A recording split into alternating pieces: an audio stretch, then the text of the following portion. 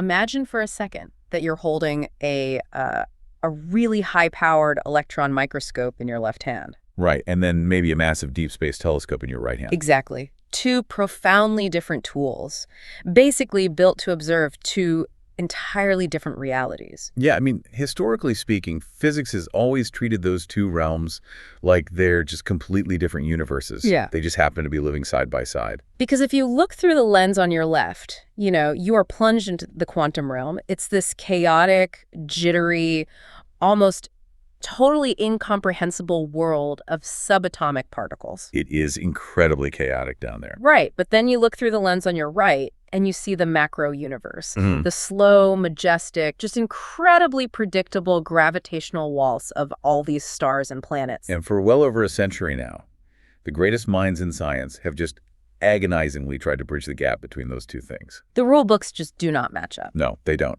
You have quantum mechanics ruling the tiny stuff, and general relativity ruling the massive stuff. Right. They're essentially two different rule books that fundamentally refuse to translate. It's like they don't even speak the same language. But what if they actually do? I mean, what if every single thing you ever learned about the microscopic atom and then the massive sprawling solar system, what if they were actually the exact same architectural blueprint? Just viewed at drastically different zoom levels. Yes, exactly. Which is a staggering thought experiment. It really is. So today, we are taking a fascinating stack of highly theoretical notes that blend hardcore quantum chromodynamics with macro astrophysics.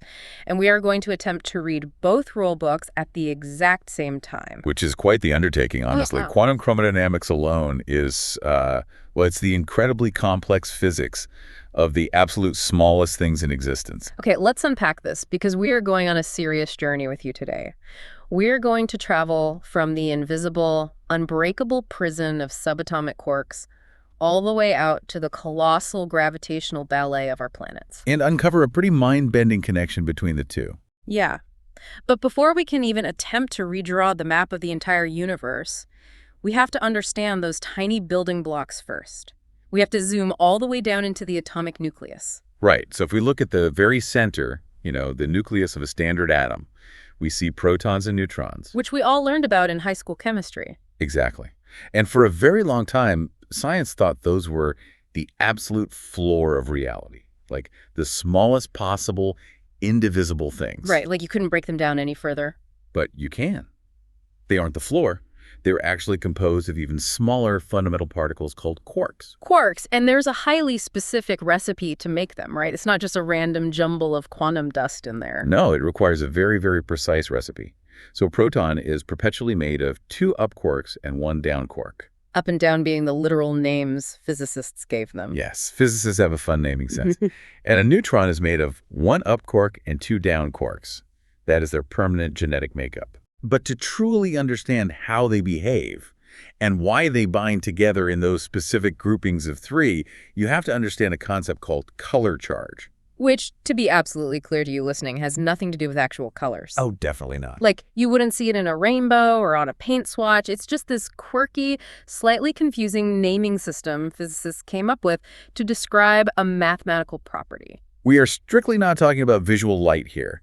Color charge is a fundamental property of quarks, functioning somewhat like positive and negative electrical charges. Right. But instead of just 2 options, like positive and negative, quarks actually have 3 options: red, green, and blue. Okay, so 3 charges instead of 2. Exactly. And the ironclad rule of the quantum universe is that no particle can exist in isolation unless its total color charge is completely neutral.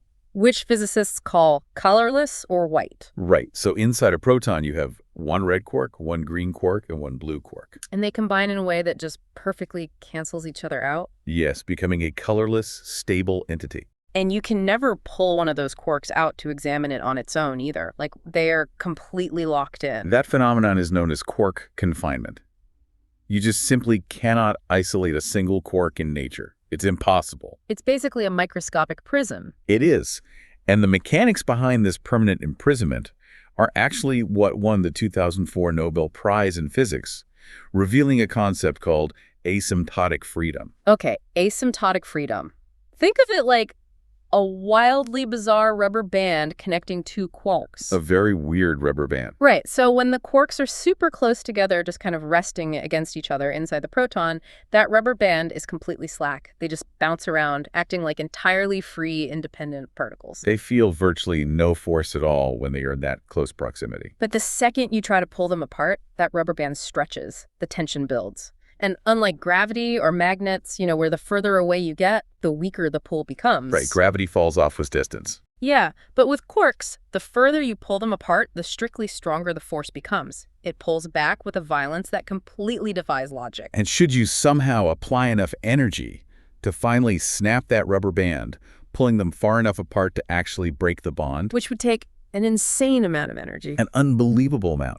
The energy you use to do that is so massive that it literally creates brand new quarks out of thin air. Wait, out of nowhere? Well, it perfectly follows Einstein's E equals mc squared. Oh, converting energy into mass. Exactly. Converting your applied energy directly into mass, you don't get an isolated quark, you just end up with a brand new pair of quarks. Wow. And the mechanism holding that tension together, the literal glue of the universe, is a field of particles called gluons. They are the carriers of the strong nuclear force. Now, this specific detail just completely rewired my brain when I read it in our sources today. The quarks themselves, the actual physical building blocks of the proton, only account for about 1% of the proton's total mass. Yeah, what's fascinating here is the implication of that math. Because it sounds impossible. It does. But it means the remaining 99% of your physical mass, the mass of the chair you're sitting on, the mass of the entire Earth, it is not solid matter. It is strictly the kinetic energy of those gluons buzzing around furiously, just keeping those quarks imprisoned. That is insane. So when you look in the mirror, you are essentially just looking at binding energy wrapped in a 1% shell of actual solid matter. Pretty much. Which is both terrifying and incredible. But wait, if everything is locked down that tightly, if this binding energy is so absolutely unbreakable, how does anything in the universe ever change? That is the big question. Right. How do these particles interact without just being stagnant little prisons forever? Well, that leads us to the crucial concept of shapeshifting. Because despite this incredibly tight confinement by the gluons, protons and neutrons are not entirely fixed entities. Okay. Under the right circumstances, they can actually change identities in a process called beta decay. Oh, right. So a neutron can spontaneously decay, literally transforming itself into a proton. Yes. And when it does that, it spits out an electron and an antineutrino to sort of balance the quantum ledger. Exactly. Conservation of energy and charge. And a proton can also absorb energy and turn into a neutron, kicking out a positron and a neutrino. So they are essentially swapping costumes at the subatomic level. That is a great way to put it, yeah. But if these fundamental particles are just constantly shape-shifting into each other, why isn't the desk I'm sitting at dissolving into a chaotic radioactive soup right now? Why is solid matter stable at all? Well, because it requires incredibly specific, really extreme energy conditions for a proton to turn into a neutron. That reaction doesn't just happen ambiently on your desk. Thank goodness for that. Yeah, it actually happens inside the crushing pressure and apocalyptic heat of a stellar core. In fact, beta decay is the literal engine of our solar system. Wow. It is the exact fundamental process that allows nuclear fusion to happen, igniting the sun and keeping it burning. So the sun is essentially just a gargantuan factory of protons and neutrons swapping identities under immense gravity. That is exactly what it is. But what about that electron we mentioned? It gets spat out during beta decay, but it's a totally different beast from the protons and neutrons, right? Completely different. The electron is the ultimate outsider in this atomic model. It is not made of quarks, it doesn't experience color charge, and it absolutely doesn't feel the strong nuclear force. It just ignores it. Yep. It belongs to an entirely different family of elementary particles called leptons. It operates purely on the outside of the nucleus, orbiting in a cloud, and it is almost impossibly lightweight. How light are we talking? An electron is roughly 1,836 times lighter than a single proton or neutron. Okay, so let's lock in this micro-world map. We have heavy quark-filled protons and neutrons, shape-shifting in the dense center, held together by the furious energy of gluons. Right. With these incredibly lightweight outsider electrons buzzing around the vast empty space on the outside. That is the micromap, yes. Now, we are going to take those exact mathematical rules and map them onto the macro solar system. And this is where the notes get incredibly theoretical and, frankly, breathtaking. Yeah. The core thought experiment asks a simple question. What if the outer boundary of our entire solar system functions exactly like the boundary of a single cosmic proton? So if the solar system's boundary is a macroproton, it absolutely has to be made of 3 macroquarks to fit the rule book. Yes. Remember the strict recipe you listening. 2 up quarks and 1 down quark. What could possibly represent those on a cosmic scale? Well, according to this theoretical physics model, the first macroquark, acting as an up quark, is dark matter. Dark matter. Yeah, we can't see it optically, but its immense gravitational anchor holds the boundary of the solar system and the galaxy itself together. Right, because the up quarks in a microproton provide the primary structural mass anchor. Exactly, which is exactly how dark matter functions on a macro level. It's the invisible physical scaffold. Okay, so the second macroquark, filling the role of the second up quark, is cosmic rays. The notes describe this as relativistic plasma, which is just a very dense way of saying it's a storm of incredibly high-energy particles. Particles blasting into our system from the rest of the galaxy. Right, moving so fast they almost act like light. And it maps perfectly because it represents the dynamic, energetic influx required to maintain the system's boundary. It does. Now, the third macroquark, fulfilling the role of the down quark, is the space-time geodesic warp. Okay, I have to stop you because space-time geodesic warp sounds like something out of a 1970s sci-fi script. Let's translate that for everyone. Fair enough. A geodesic is basically just the straightest possible path an object can take over a curved surface. So we are talking about the literal physical bending of space and time around our solar system. Precisely. It is the topological curvature of space itself in 4 or 5 dimensions, acting as the geometric container for the other 2 macroquarks. Here is where it gets really interesting, though. If the engine of our sun is just a scaled-up version of a tiny quantum identity swap, how far does that scaling go? What do you mean? Well, we just spent 10 minutes talking about quark confinement.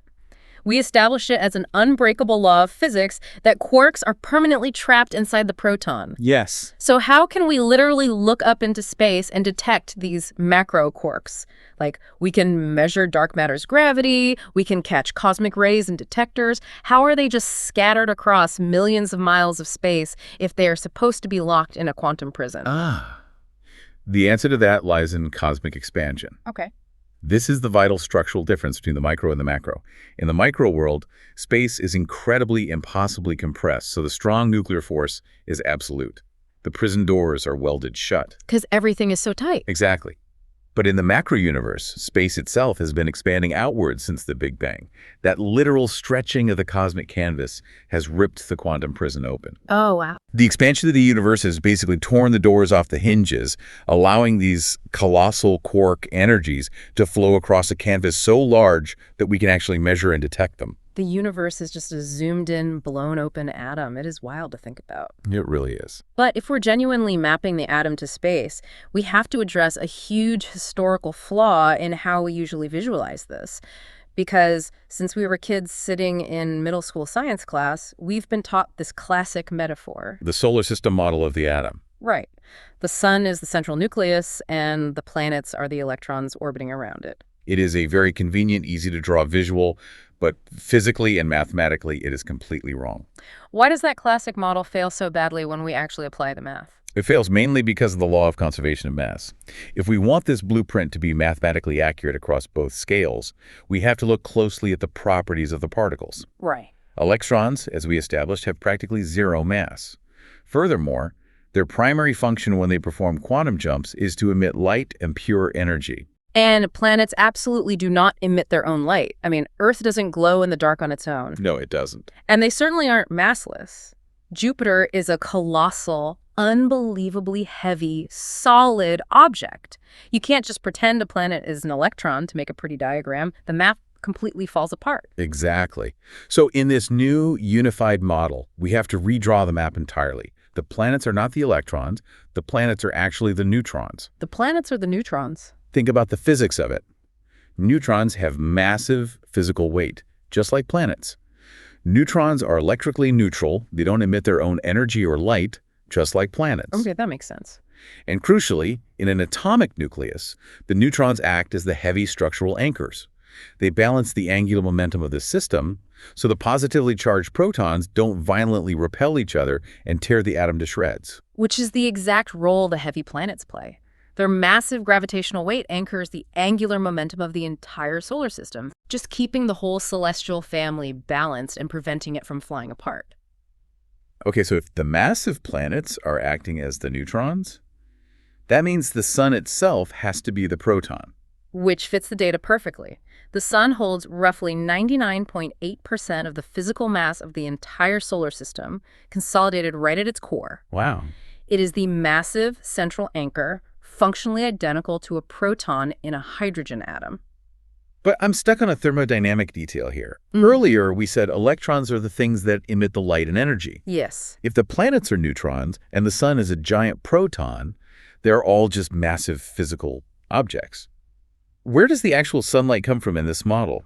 Doesn't the mass of the sun eventually just disappear into energy, completely ruining the proton comparison? That is a phenomenal question. And if we connect this to the bigger picture, the answer is rooted in Einstein's E=mc². Oh, we're back to that. Yes. Matter doesn't just vanish into nothingness. Inside the sun's core, that nuclear fusion we talked about is happening constantly. Protons are violently smashing together. But during that massive fusion process, all of that physical matter doesn't just spontaneously turn into light. Only a fraction of it converts. An incredibly tiny fraction. Only 0.7% of the physical mass involved in that fusion reaction is actually converted into solar radiation. Which is the sunlight and heat that warms the Earth. Exactly. Wait, only 0.7% of the mass is converted to light? That is it. The remaining 99.3% of that mass stays exactly as it is. Heavy, physical matter. Wow, okay. So the sun remains a massive, stable, physical proton. It just continuously sheds a microscopic 0.7% fraction of its mass as highly energetic light. And that roaming energy acts as the electron equivalent in our cosmic atom model. The mass problem is completely solved and the scales align perfectly. They do. Okay, so we have massive planets acting as neutrons and a massive sun acting as a proton, with sunlight playing the role of the energetic electron. But in a microscopic atom, the fundamental force holding the proton and neutron together is the strong nuclear force. But out in space, the force holding the sun and planets together is gravity. Right. How can the architectural blueprint be the same if the fundamental forces holding the blueprints together are completely different? Well, that brings us to the final and really the most profound revelation hidden in these notes. What if gravity and the strong nuclear force aren't actually different forces at all? Wait, really? What if, on a purely mathematical level, they are geometrically identical? Okay, my brain is warmed up and ready. Walk us through how gravity and the strong force could possibly be the exact same thing. Let's analyze the geometry.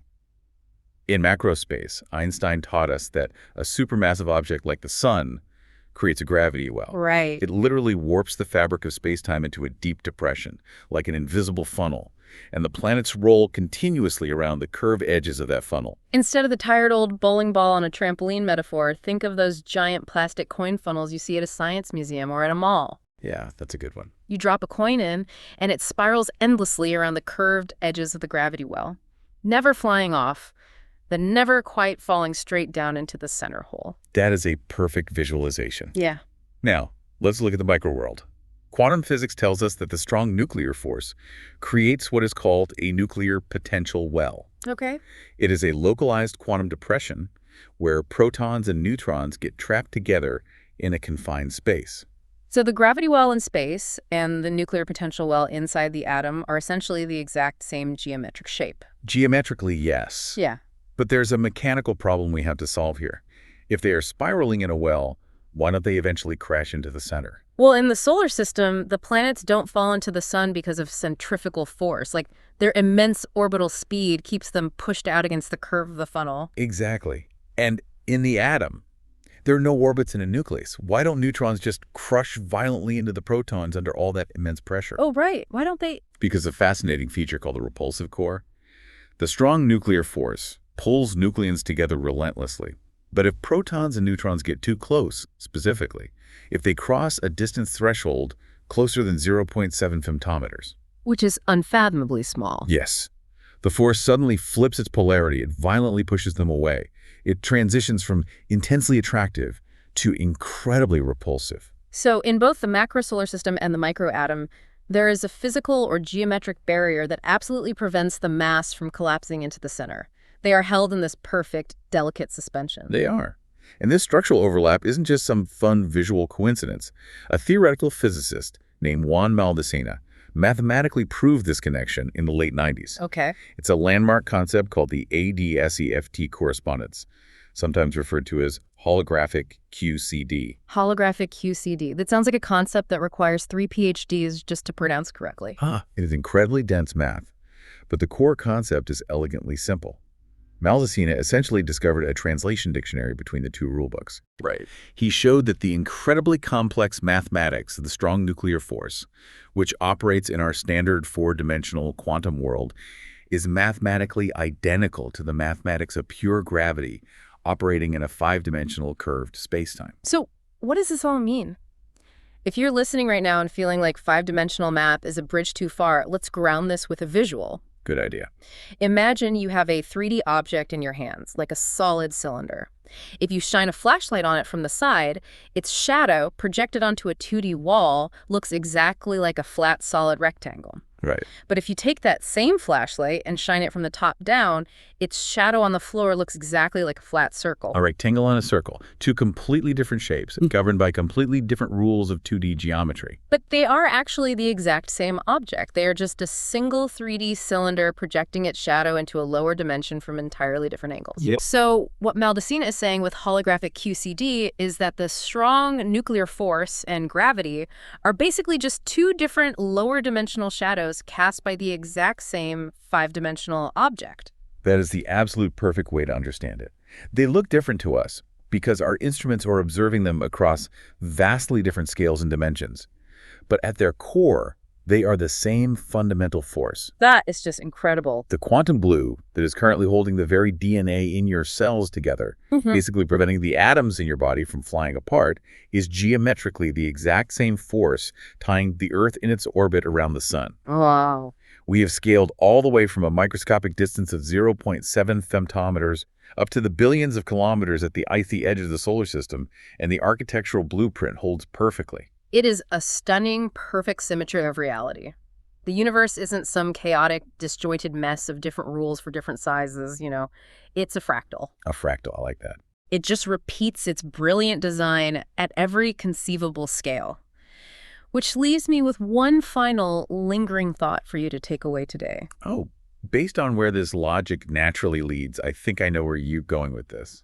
If you look through that electron microscope and you suddenly realize that our entire colossal solar system functions exactly like a single solitary atomic nucleus, then what happens when you look back through the Deep Space Telescope? What is the larger molecule our solar system is forming as it structurally bonds with other star systems across the Milky Way? It strongly suggests that the macro universe might have its own entirely undiscovered version of cosmic chemistry, operating on scales we are barely beginning to comprehend. We might just be one tiny, unassuming atom in a universe-sized drop of water. It's definitely enough to make you look up at the night sky and see something completely, entirely new. Absolutely. Thanks for joining us on this deep dive. See you next time.